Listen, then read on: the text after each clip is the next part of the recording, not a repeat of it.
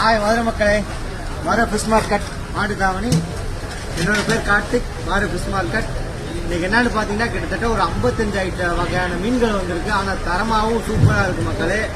மீன் எல்லாமே தரமான மீன், மிரட்டலா இருக்கும். ஸோ அவ்வளோ தெளிவான மீன். இன்னைக்கு பூரா சூப்பர் மீன்.